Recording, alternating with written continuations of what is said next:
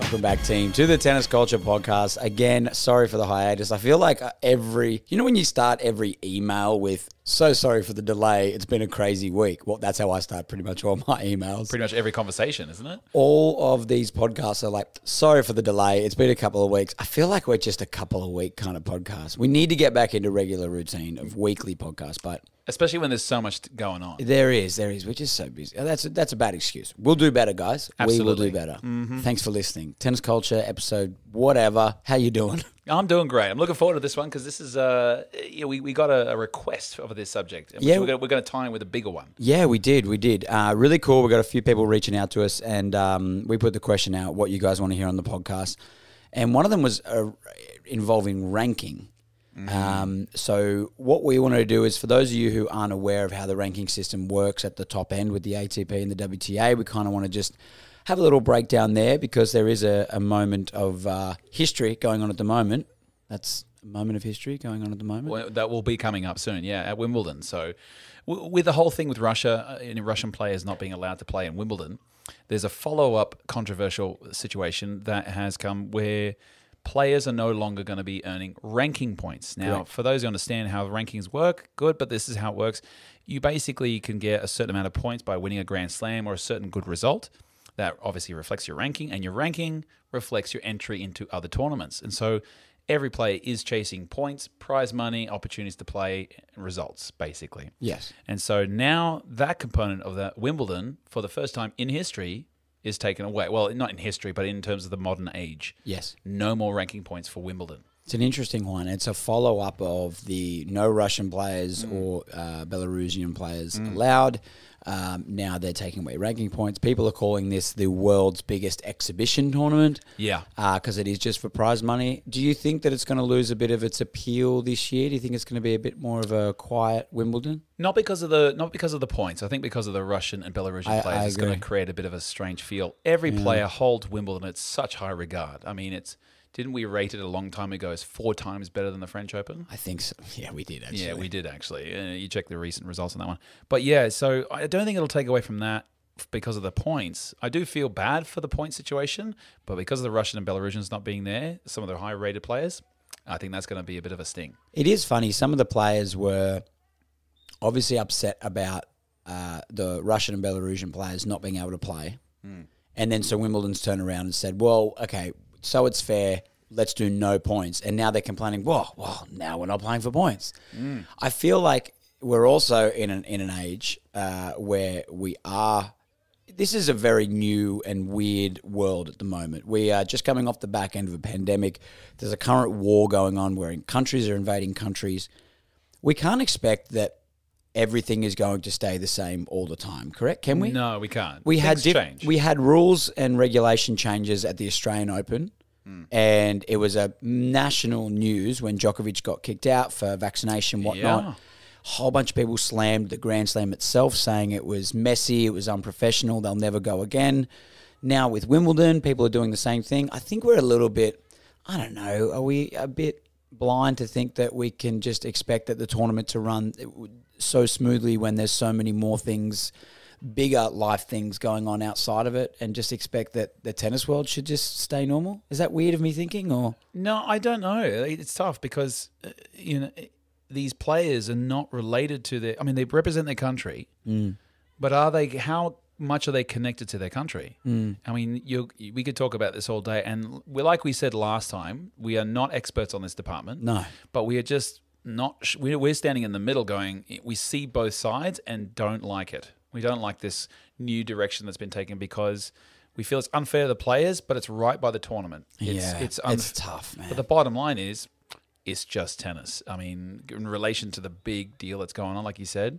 Exactly. I'm not going to say you should or shouldn't do this, Wimbledon. Yeah. The ranking points, I think that's, to me, it's just a quick Band-Aid to fix the small problems that people are saying, well, yeah, like you said, well, it's not fair for the Russian players like Medvedev to not play and not get ranking points and improve his ability to become number one. We'll take the ranking points away.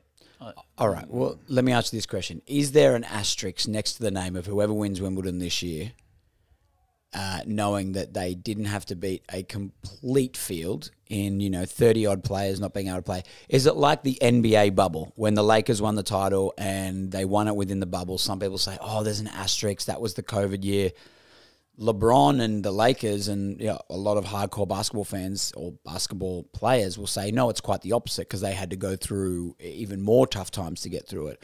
This is a different situation, obviously. But do you think that, say a newcomer wins Wimbledon this year, do you think that it's the tennis fans will see it as, that was the Wimbledon that didn't really count? Will it be held in less regard to other ones? You don't think so? No, I don't think so. Because it's two countries that are being excluded.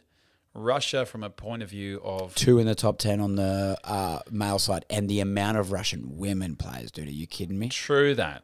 But I still don't think it's going to put an asterisk for sure, but it's not going to diminish the achievement. Okay. I'm going to put it like that because not because the fact that Medvedev and Rublev, for example, on the men's side, or Sabalenka on the women's side, and plus a slew of others, don't have a chance of winning Wimbledon.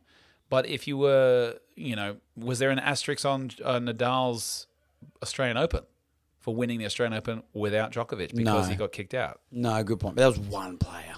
Yeah, but it's the player. Like, he's won it 8 times or something, hasn't he? How many times has he won it? Has he? I think it's 9, actually. It's actually, is it 9? Oh, my God. Yeah, so, that's a bigger asterisk at the Australian Open for Nadal versus that. Well, no. Yeah, but you know what I mean? Careful what you're saying. Okay. But I'm just saying that there's always going to be a little bit of a asterisk on it, but I don't think it diminishes as long as it's okay. Most players are playing. Fair enough. Well, again, we don't want to spend too much time. I feel like we've already spent too much on that one, but that's our thoughts, and it'll be interesting when we say the least. But taking what was the biggest point of that with being the ranking points, and let's talk about rankings and how it works for the everyday player, because we've got so many players out there now. And this, if you were just starting off your tennis journey, if you've been playing for a while competitively, if you're trying to crack into the ITFs, onto the circuit, ATP, you will know about this system called the UTR system, the Universal Tennis Ranking System, which has been out for a couple of years. It was invented in 2008, but it's been more universal in the last couple of years. And it's a universal, sorry to correct you, Nelson, Universal Tennis Rating. Oh, whatever. We're splitting hairs. But ranking and rating's different. Like, it's a little different. Sorry. Okay. Anyway. Sorry. Continue. Universal Tennis Rating System came in 2008, if you didn't know, guys. Yeah, I mean, we don't call you Nelson Porker. Like, it's close, but it's not the same. Yeah, okay. Look, here's what happens. You get a rating, a number. Yep. And it's from 0 up to, I think Djokovic is like a 16. Yeah. I believe. It's 1 to 16.5 is the official thing that we're okay. So I think the highest I got, don't know how, was a 10.9. I think I'm sitting currently at like a 10 at the moment after some bad results lately. Yeah. But essentially the way the system works is everyone has their rating. You play against other players, and depending if they have a higher rating than you or a lower rating than you, your number will go up or down. Yeah. And the thing that is, it's not just like you'll go from 11 to 12. No. You go from 11.12 to 11.13. Like, you can go up very small amounts, minuscule amounts. And I think that players at the moment are really having a tough time with getting their heads around the concept of this rating and understanding, I think, its full purpose. Because what we're seeing a lot of here in Australia, I don't know if it's the same around the world, anyone listening to this from another country, I'd love to know their thoughts on it. We're getting to a point where players, especially young players, probably from the age of 12 through to, say, 18, who are chasing these ratings and to increase their ratings, what they're doing is they're going into tournaments and they are looking into the rating of their opponent. And if their opponent has a higher rating than them, they will continue with the match. They will make sure they play the match. If they have maybe a draw where they've got a couple of matches early on where it's a lower UTR than them, or if they're sticking around the back end of a tournament, it's lower UTR players, they will pull out because there's no gain for them to improve their rating. So they're not actually thinking about the playing itself. They're purely thinking of the number. Yeah. And I don't like it. Yeah, it's very result-based in regards to the number. It's more, and if, for example, you're an 8 and I'm a 7 and I play you, I'm thinking a 6-3, 6-3 result would be acceptable. Right. You know, that would help my rating go up. So even a decent loss will be okay. So you're looking at numbers, and I saw this in a couple of matches when I took some kids away for a recent tournament in Albury. And I noticed that kids are just like, oh, my score wasn't too bad, so therefore my rating will go up. And I'm like, and it kind of loses the essence of, no, you had an opportunity to win. You should be playing to compete well and do well and win if you're looking for opportunities to win. So I felt that took away a bit of the purity and essence of it a little bit. But here's a pro for universal tennis rating. The reason for it was because you have so many different countries with their own ranking system or their own system of rating their players. And a big thing that's happening right now is college recruiting. Yeah. US college recruiting. It's a great opportunity for young tennis players finishing high school or year 12 and going to play in a school for a team and getting a full ride scholarship or partial scholarship for an education. It's a great opportunity to play multiple players and get an education. So the problem was in recruiting is they didn't know how good players were. So they would see Nelson Parker, hey, he won this tournament in Australia, but what does that mean in America? So now every player in the world has a UTR. So everybody kind of is supposed to, I'm not saying it's perfect, but supposed to know where everybody is. Just so you know, that's a PE class walking past there. Oh, that's fine. Yeah, that's fine. I don't see that as I see it as a pro for the colleges. Yeah. But you can't tell me that just because you have a high, this is going to sound very dumb, but hear me out on this one. You can't tell me because you have a higher rating UTR, that just naturally means you're a better player than someone with a lower UTR than you.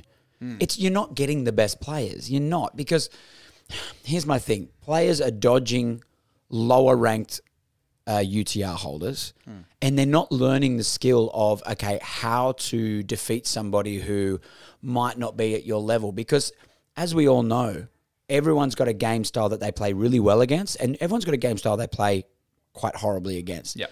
And most of the time, especially at this teenage age, you will find that you lose to a lot more players who are weaker than you, get dragged down to their level. They play a different style. It's softer, it's slower. They don't push you. The motivation's not there to win, but then you've got to find ways to win. And those are the moments that turn great players into even better players. And I feel like that's what we're losing now. We're not getting that anymore because people are just dodging the lower ranked UTR players. Just because a college can now go, oh, well, I've got a stat. You can't tell me that means that they're a better player. No, I know what you mean. I get what you're saying, but that's what they're using because they have to have some kind of a rating system. And like I said, it's a pro because you're right. There are so many factors to a tennis match that don't equate to math. It's become a math problem now. This UTR thing is a big math equation, and your result and your play is based on a mathematical equation. And it's just kind of a bit, like we said before, it takes away the purity of just playing and competing. Yeah. So what they're doing now as well, and this will annoy you even more, is they're separating divisions based on your UTR. So just to give you an example, I haven't played for a while, right? So I haven't played for 2 or 3 years. I did this 2 times in a row. I went to Albury the first time, and because I hadn't been ranked at the time, I played qualifying, then got into the main draw and played some seeded players, had a good run and had some fun. This time around with the UTR, I went to play, and they put me in a second tier. So I didn't even get a chance to play in the top dogs. The top dogs. Yeah. So I feel, and I think that's what you're pointing at before, it takes away the opportunity to play everybody. Yeah. It becomes, I'm going to use this word because I don't know another word, but it becomes segregated. Like you are in this position here, and you play in this slot here, and that's it. And there's more problems to the system as well, which I find highly densely populated areas are sticking to their area and only playing just to boost their UTR. Like you said, all right, well, you're at 9, I'm an 8.8. Let's play each other.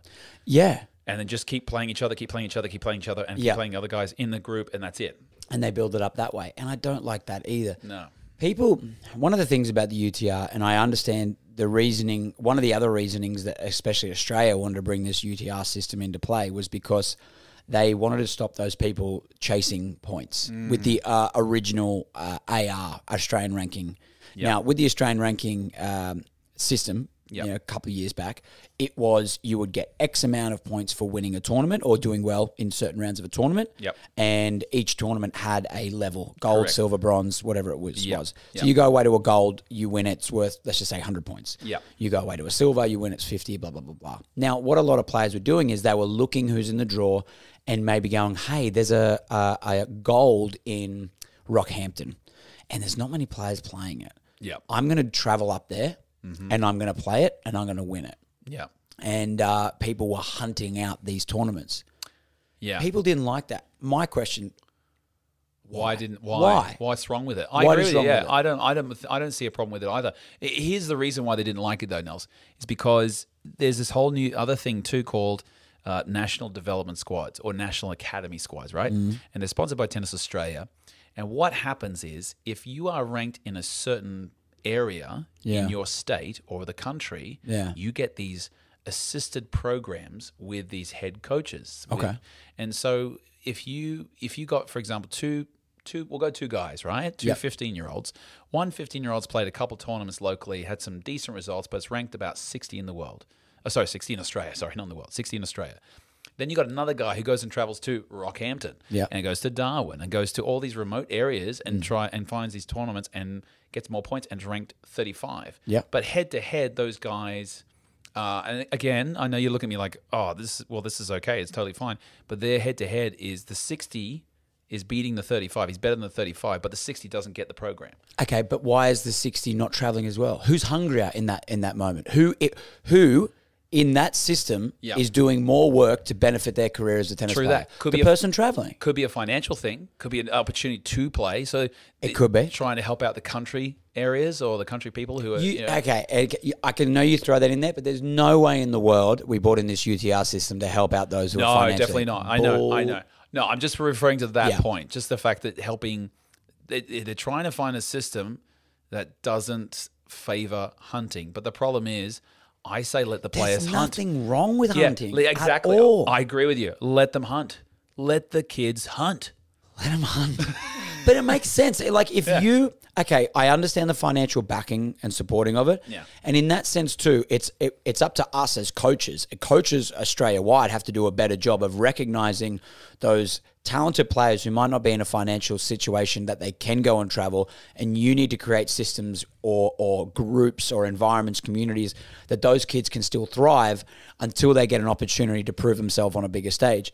But if you've got a kid who comes to you in training and then on weekends his mum or dad, work an extra job or have financial backing that they can take them to Darwin, Rockhampton, Adelaide, wherever, and he's going to do the legwork to go win the tournaments, then he is the type of guy who's going to have that same mentality of like, well, guess what? I've got to now backpack through Europe for the next 3 months in clay court, live in backpackers. I've got to get no sleep, eat noodles, only get my result. You got to hunt. Like it's a cutthroat sport. And I feel like if you're not rewarding these guys who are going that extra mile to win those points, it means that we're favoring those who stay within their little realm, their little zone, and learn how to just work the system rather than actually go out there and work for the ranking. Yeah, I agree. And the thing is as well, I don't know, it's definitely not favouring the tournaments either.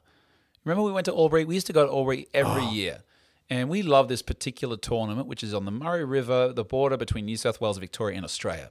They have 25 grass courts. It is epic. It's a beautiful tournament. And it's run with such a beautiful country vibe around Easter time. And this year we went and there were 150 crickets less entrants than crickets. previous years. And they all went, it's the UTR. Because people are looking at the draw, like you said before, and they're not going. And they're just sticking to their areas. And these country tournaments are dying. So, TA, what are we going to do about that? And here's my thing, and I'm going to get in trouble saying this, especially those who are in the high performance space. And I know I'm going to get some backlash, but I don't care because I feel like there'll be a lot of people who understand where I'm coming from. Tell me what your thought on this is. There's going to be a lot of people out there in that high performance space, coaches especially, that say, no, this UTR system's great. It's perfect, blah, blah, blah, blah, blah. Here's my play. The high performance space in tennis, whilst is the most elite, is definitely not the highest number of people involved in tennis in this country. We're talking 1% of the, let's call it the Australian tennis community.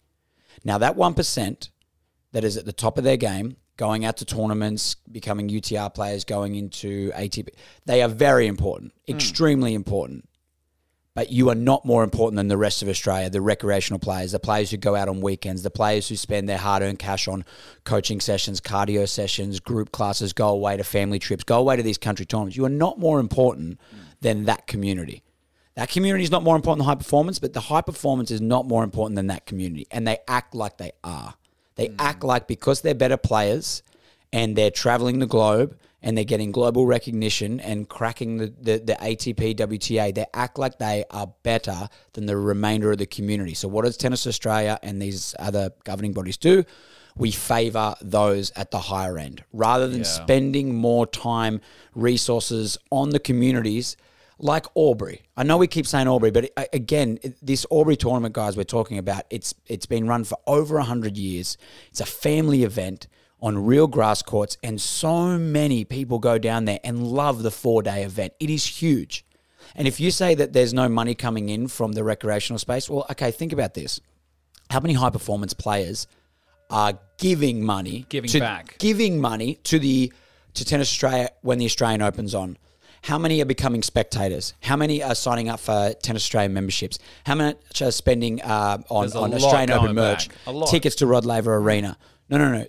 TA is giving money to the high-performance players, and they're taking money from the larger tennis community. So give that community what they deserve and give them a system in which everybody can thrive. I know we're getting a bit off topic here, but that's my play on it, is that you're not more important than the rest of us who love tennis just for the purity of loving tennis. So, like, in terms of the UTR, and you're right, we did get a little off topic there, but it's a really valid point. But going back to UTR and the AR system, I actually think, and I dabble in high performance and I dabble in recreation. I do both. And I know you do mostly recreation, but you do have high performance, you're involved in a little bit. I think there is value in the UTR. I really do. But I do think there's always problems with every system. And I don't see the problem with implementing both of them. Allowing a rating system there for college recruitment. Let it stay in the back of the mind there so that the colleges know what value they're getting over there, because it does protect them. But then allow the Australian ranking system to come back and use both to show the value of the kid that is playing their heart out there. And they chase points and they improve ratings and they get better that way. And the thing is, the rating system, for those who just don't know, I had a girl who finished year 12, had a UTR about 7, maybe a little bit above 7. That's what she needed to get to school in America. Yeah. Got the scholarship, went over there, played well, enjoyed, had a great time. She always comes back and visits, and we always have a hit. Her UTR has dropped down a full point. She is just above a 6 now. Okay. She's playing better than she has ever before. She's hitting beautifully, and she's consistent. She's tough, and she's had some tough wins and some great opportunities. But her UTR has dropped, and I'm trying to figure out, that to me is one of the other big reasons why I don't know if this UTR system is perfect yet. Yeah. There's something not quite right. Like it just all depends on where you play, and I don't know. I don't have the solution, but my gut feeling is, from the hunting perspective for those players, Australian ranking or ranking system and rating, leave both there. Okay, what about this for a solution? We'll wrap this up. I've thought about this. I can understand some of the pros for, we'll call them governing bodies, whether that be tournament directors, whether that be college recruits. So you have some rough guide into where the player's at.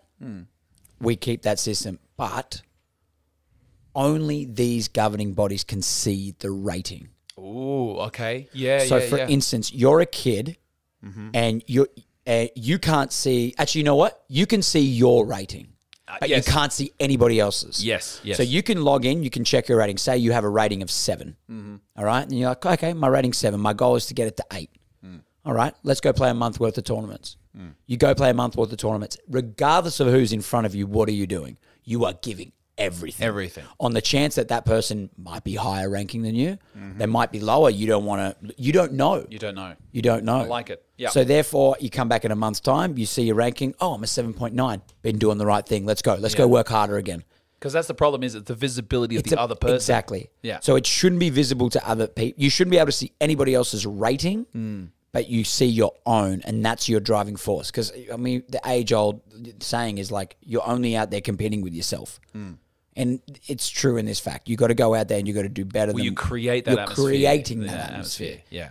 So that would be my suggestion to it. Governing bodies can see in order to organise tournaments. And you can see your own. And you can see your own. But I can't see what my other player is playing like, because at the end of the day, you should be giving your absolute all in the tennis court, regardless of whatever silly number that other person has attached to their name.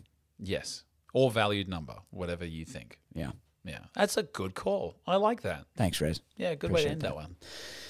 All right. Sorry, I got a little fired up there. You did. Are you okay? Yeah, I was turning green. Yeah, you were. I mean, I'm seeing it. I'm glad you're back to brown now. Thanks, man. Yeah, I've been in the sun a lot lately. All right, guys, we'd love to hear your thoughts on the UTR versus AR system, as well as the ranking points. Hopefully we brought you a little bit of value. If not, something to talk about. And if we left any value, please like, share, subscribe, all that good stuff. And until next time, this is Nelson and Reza from Tennis Culture. Signing out. Good job, dude. All right. Cancha. Oh, we didn't do the sponsor. I did. I'll do it now. Throw it to Cancha. Cancha. Later.